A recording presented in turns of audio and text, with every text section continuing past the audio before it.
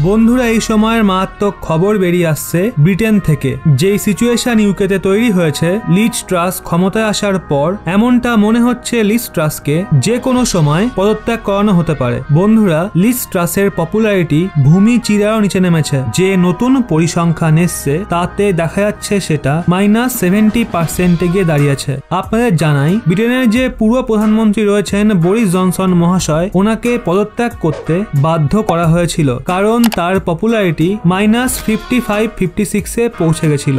সেখানে এখন যে নতুন প্রধানমন্ত্রী এসছেন তার পপুলারিটি তো -70% গিয়ে দাঁড়িয়েছে। আর এই সিচুয়েশনে লিজ ট্রাসের পদত্যাগ নিয়ে চারিদিকে চর্চা হচ্ছে ইউকের মিডিয়াতে। বন্ধুরা, ইউকে ইনফ্লেশনেরও একটা নতুন রিপোর্ট এসেছে, আর এরই সাথে ইউকের মানুষজন এবং তাদের পার্টির অফিসিয়ালস কিভাবে মুখ লুকিয়ে চলে যাচ্ছে মিডিয়ার সামনে দিয়ে।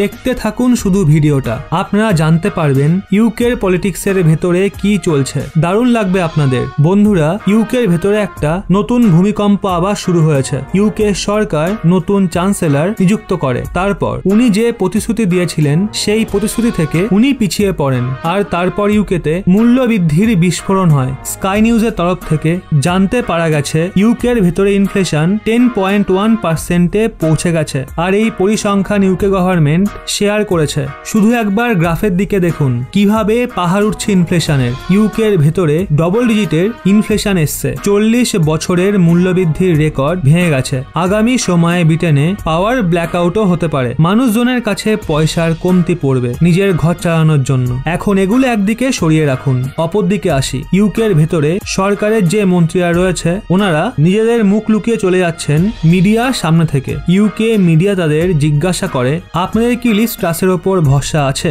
ওনারা একরকম মুখ লুকিয়ে সেই প্রশ্ন এড়িয়ে গেলেন। আপনারা নিজের কানেই শুনুন। Have you got a word for our viewers this morning, Miss Mordaunt? Good morning. Good morning. Running for the leadership. Good morning. Does she have your full support, Miss Braverman? How do you feel about your strategy being completely trashed? Not very much, it would appear. Hello to you, Mr. Heapy again. Good morning. Yeah, you're telling us that she's only got one more chance. Right smile there, sir.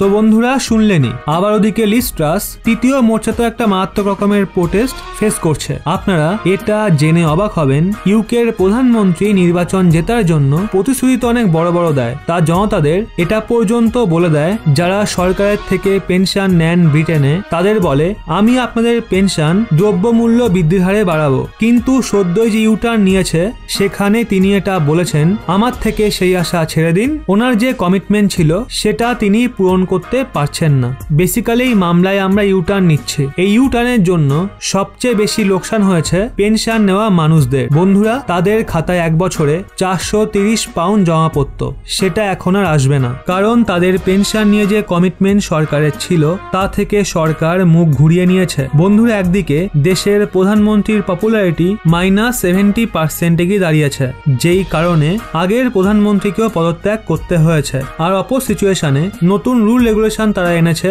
জনতার আক্রোশ বেড়েছে, কারণ মূল্য বৃদ্ধির নামে প্রতিশ্রুতি দেয় আর সেই প্রতিশ্রুতি পূরণ করে না। ভারতের ভেতরে মন্ত্রীরা প্রতিশ্রুতি দিয়ে মুখ ফিরিয়ে নিলে কেউ অতটা সিরিয়াসলি নেয় না, কারণ সবাই আগে থেকেই জানে এমনটাই হবে, কারণ দেশে পয়সার একটু কমতি থাকে। কিন্তু এই ধনী দেশগুলোতে পয়সার কোনো কমতি থাকে না। ওখানকার জনতা মন্ত্রীদের নোটিস করে, মন্ত্রীরা প্রতিশ্রুতি দিয়ে পূরণ না করলে তারা রেহাই নেই। আর এখন এমনটাই হচ্ছে ব্রিটেনে। তো এখন বন্ধুরা, এই সমস্ত কিছু নিয়ে আপনাদের কি বক্তব্য?